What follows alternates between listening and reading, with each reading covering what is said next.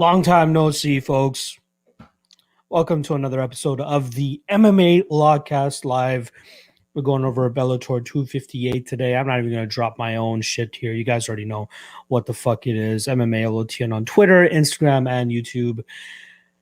Yeah, it's been a while since I seen you guys, right? Just hop off the live stream for the weigh-ins 45 minutes ago. And I'm going to be honest with you guys. I haven't gotten out of this chair since then.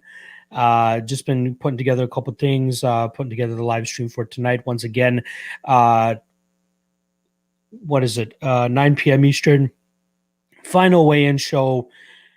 And yeah, got a good cast of guys that are going to break down UFC Vegas 26 one last time for you guys, especially with all the weight misses and bullshit that we had during the weigh-ins. I'm sure we're obviously going to cover all of that stuff. So what we are here for, though, is a Bellator 258. I'm going to quickly skim over the card. You know, the card actually starts, I believe, in about 2.5 hours. Let me just actually pull up what time it actually starts.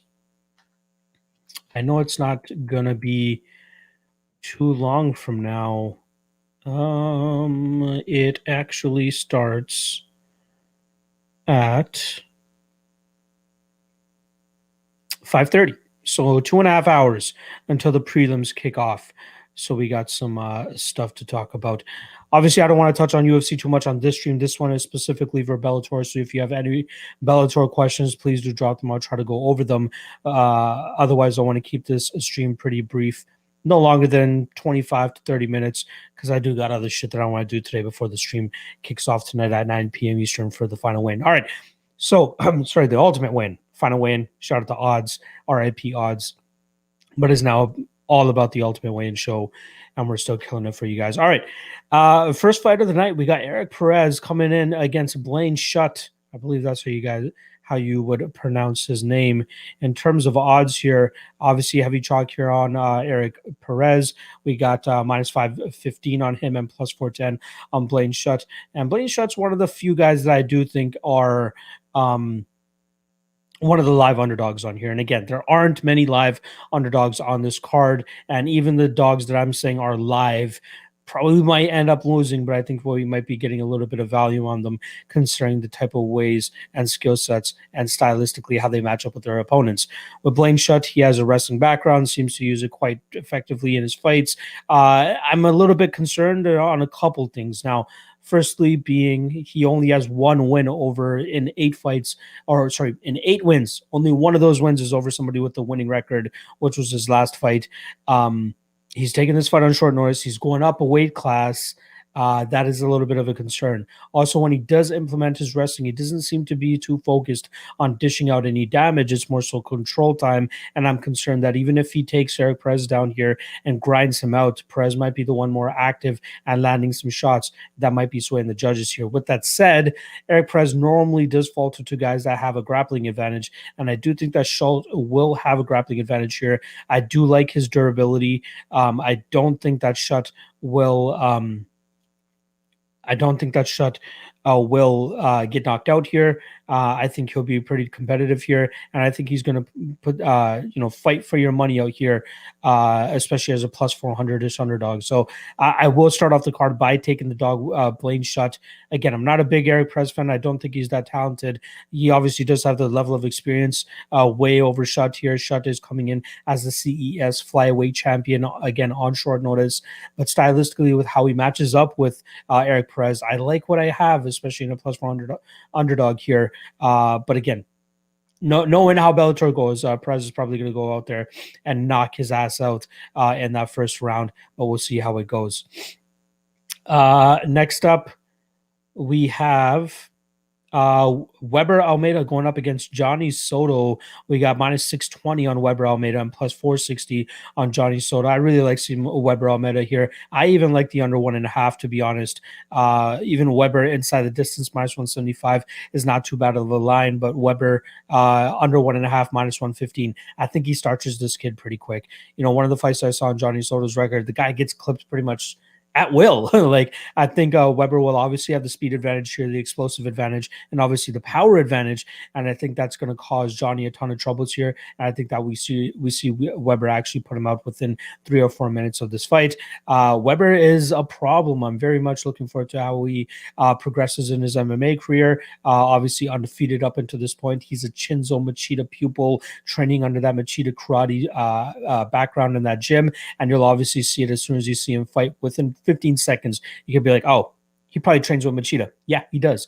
And he has a ton of power on in his hands, too. I don't think that Johnny Soto really brings much to the table here in terms of threatening Weber, which is why I really like Weber at this spot. And I think he's a very parlayable piece, especially if you want to parlay anything with Bellator and UFC. I think Weber is a solid parlay piece.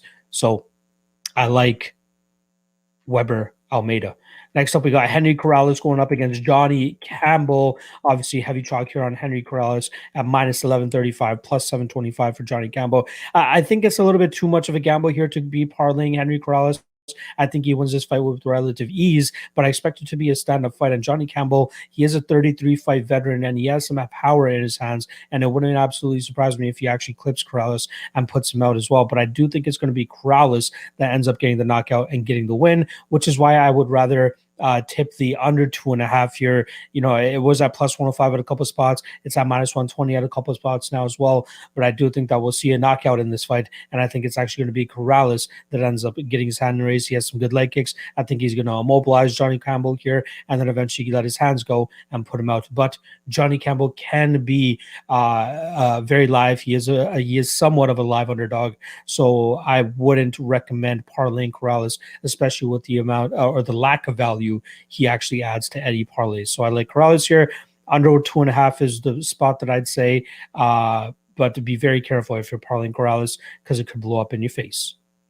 Next up, Johnny Evelyn versus Daniel Madrid. Now, this is another underdog that I'm slightly intrigued by. We got minus 460 on Evelyn, plus 365 on Madrid. Madrid has been a pro since 2006.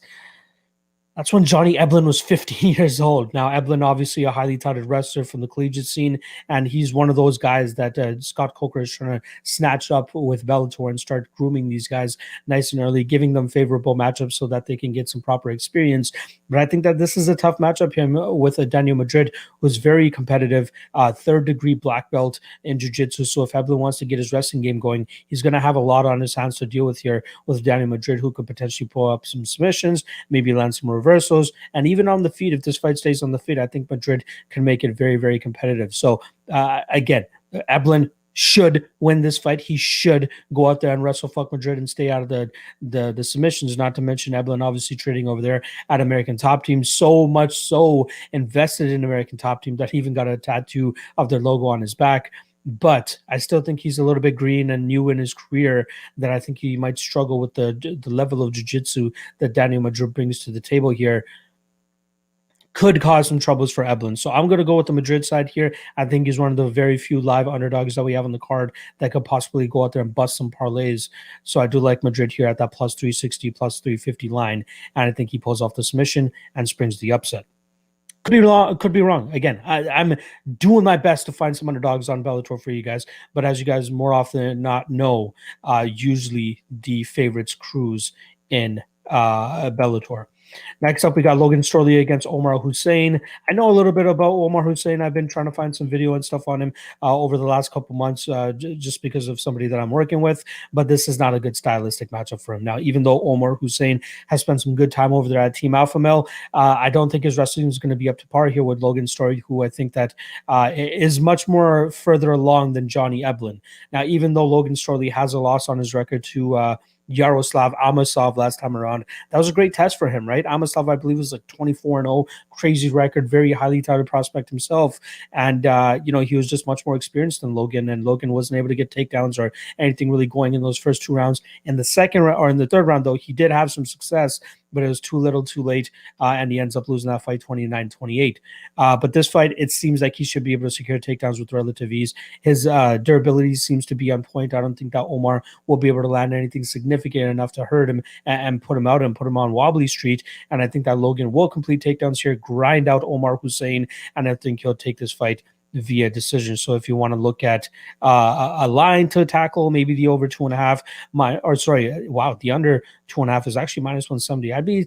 I'd be a little bit surprised if Logan Storlie finishes Omar. Omar is durable. So over 2.5 at plus 140 is not too bad of a spot, I think. And then obviously Logan to win by decision or Storlie to win by decision at plus 185 is not too bad either. So yeah, I like Logan Storlie here. I think he cruises. You go ahead, throw him in parlays if you want. Minus 1,600 doesn't really add much value to it.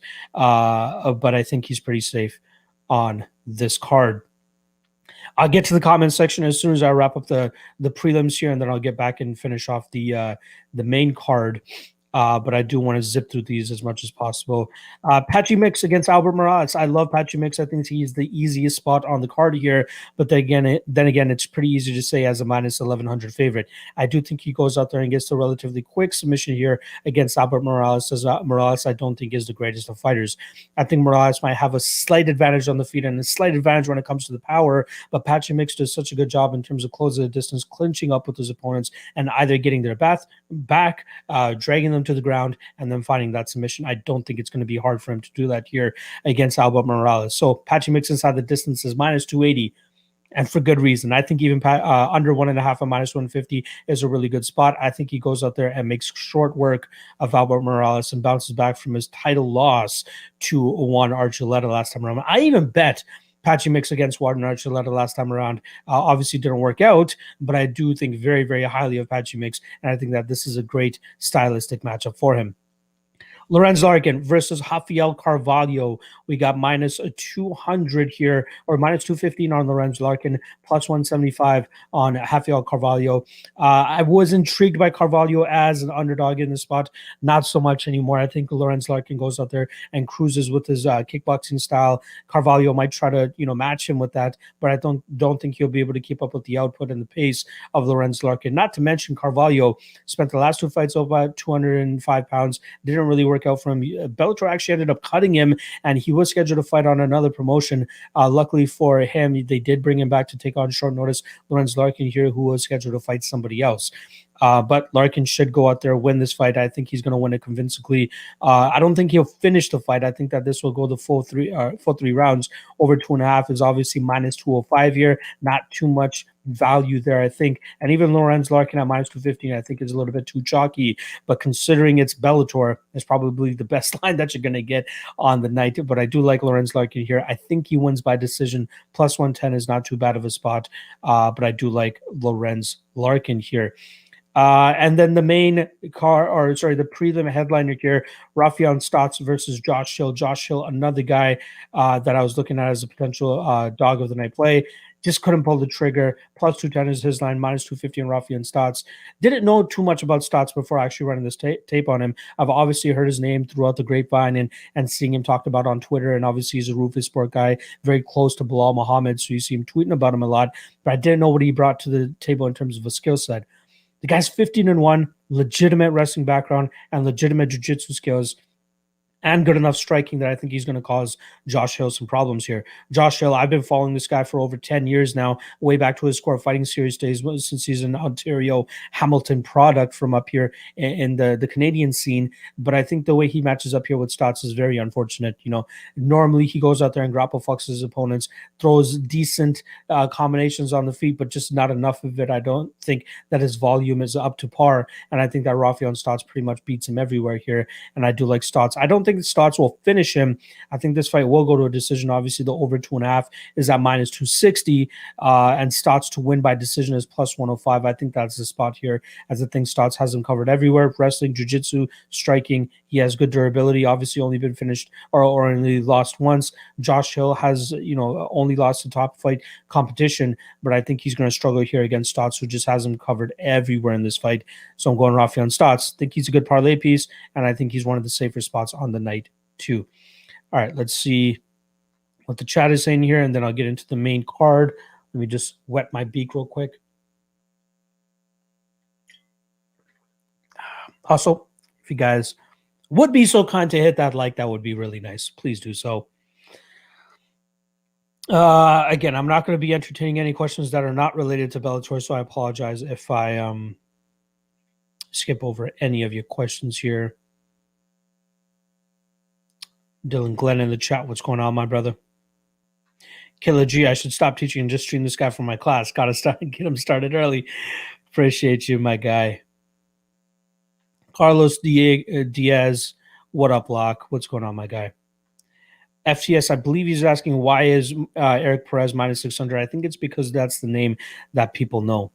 Dom Tom TV asking why does Bellator stream fights for free? I believe it's free up in Canada on Bellator, but for the rest of the world, they're on different channels. But luckily for us in Canada, we don't have anything to worry about.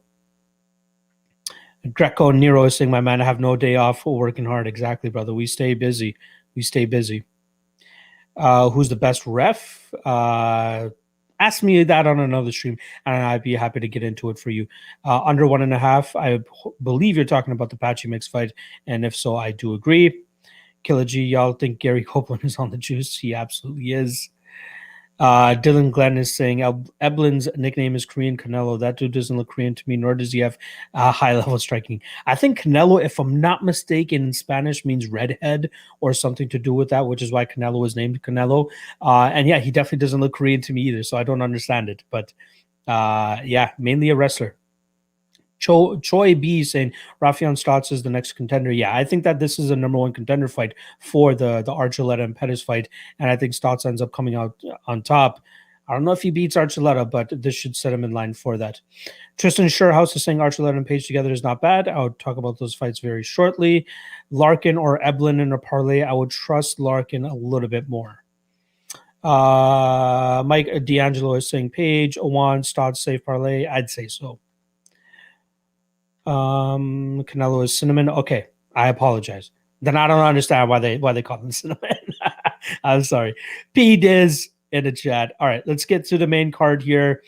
We only got a 4-fight main card, so we got Michael Page going up against Derek Anderson. Obviously, heavy chalk here on Michael Page. He's coming in at minus 280, plus 240 on Derek Anderson. Derek Anderson, decent kicker, decent wrestler, but Michael Page should have him pretty much covered here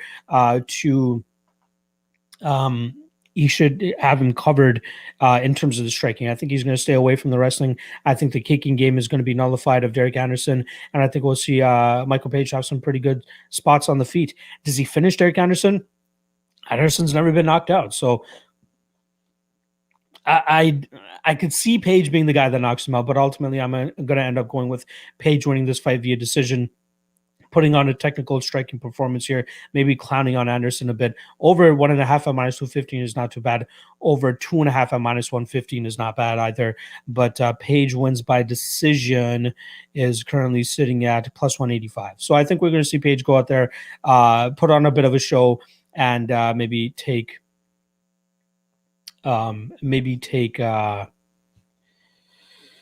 Page here by decision. Page, I also think is parlayable, so I don't think that's a bad shot for you guys to go out there if you guys are looking for parlay toppers. All right, Patricky Pitbull versus Peter Queally. We got minus 310 on the older Pitbull brother and plus 255 on Connor's former training partner. Maybe still training partner, not 100% sure. Peter Queally coming in at plus 255. Now, I think this fight is closer than the odds suggest, so I wouldn't go out there and say that you should be parlaying Pitbull here. I think both guys can be knocked out. They both throw a heavy power. I think the over 1.5, though, is a very sneaky play here at minus 155, as I do think it will be quite competitive, and I do think that we'll see, both guys have their moments, but I do think that we see this at least reach the third round. Fight starts, round 3 is minus 115, and I really like that. Does it reach the full 15 minutes? I'm not 100% sure, but I do like the over 1.5, which is the widely available total. I wouldn't parlay Patricky here. I do think he wins, but it is a much closer fight than the odds indicate. Personally, I'm staying the fuck away from that fight, but I do think Patricky ends up getting his hand raised. Next up, we got Anthony Johnson, minus 400, making his return after, I believe, a 4 to 5 year layoff. Now he's taking on short notice Jose Agosto, who just beat Jonathan Wilson just a couple of months ago, relatively quickly, finished him with an arm triangle in the second round. Now, the question marks here are, what is Rumble going to look like coming back after such a long layoff? His body's gone through so many transformations from being a UFC fighter to a bodybuilder to whatever the fuck else he's doing, and now back to coming down to 205 pounds. And, by all accounts, he looks in great shape, but how is it going to translate to being inside the cage? I like Johnson here. I think he's going to win. The under 1.5 at -160 is not too bad, but I wouldn't be surprised to see Jose, who's a very tall fighter and a very good fighter, to drag this fight to the ground and potentially get some submissions going on. It's actually a 5-rounder as well. I totally forgot about that. This is one of those. This is the what am I calling it? The light heavyweight Grand Prix fight. Yeah, I totally forgot that it's a 5-rounder here. Under 1.5, not looking too bad. -160. But the value play here, not even win, but Augusto to win by submission is +785. I think that's worth a little bit of a stab here, as he could potentially take Anthony Johnson down and possibly submit him. But we just don't know what the fuck we're getting with Rumble here. Rumble should go out there, starts this guy relatively quickly. But personally, I want no line or part of this fight. I'm not going to be parlaying Anthony Johnson with any serious money. I'm sure a lot of people are doing so, but just don't overlook this guy in Augusto. Could get starched or could go out there and spring the upset. Be very, very careful. The official pick is going to be Johnson by first round KO, but I'd be very wary if you have money on that fight. And lastly, we got the main event here, Juan Archuleta versus Sergio Pettis, -200 on the defending champion, first-time defending champion, Juan Archuleta, +170 on the incoming Sergio Pettis. So Sergio, I believe, is now 2-0 in Bellator, which has set him up for a title shot here. Makes his UFC debut by knocking out Alfred Kashakian back at Bellator 238 in January of 2020. Then he follows that up 6 months later with a win over Ricky Bandejas, setting himself up for a title shot here against Juan Archuleta. I just don't see where Sergio Pettis beats Juan, right? I think Juan is the much better striker. I think he's the better wrestler. I think he's the better jiu-jitsu player. Great submission defense, as we saw in his fight with Patchy Mix. He was able to defend off anything that Patchy was bringing to the table, and I'd rank Patchy way higher than Sergio when it comes to the jiu-jitsu game. In terms of knockout power, I think Juan Archuleta has a steadfast chin, ironclad chin, if that's what you want to call it. I don't think that Sergio Pettis is going to catch him with anything and knock him out. And in terms of, power, output, volume, who's going to land the more significant shots? I think it's Archuleta. I think Archuleta is going to be untouchable at this division. I don't know who's going to be able to spring the upset over him unless we get to Patricio changing weights. I highly doubt he'd go down to 135 pounds, but I think everybody's going to struggle against Archuleta here. With Archuleta, you're talking about a guy who had 3 titles at the same time when he was in King of the Cage. 135, 145, 155 pounds. Nobody could beat this guy. He took his first loss actually before his King of the Cage run in WSOF. Then he went on another crazy run, and his next loss was 3 fights ago against Patricio Pitbull when he challenged him for the title.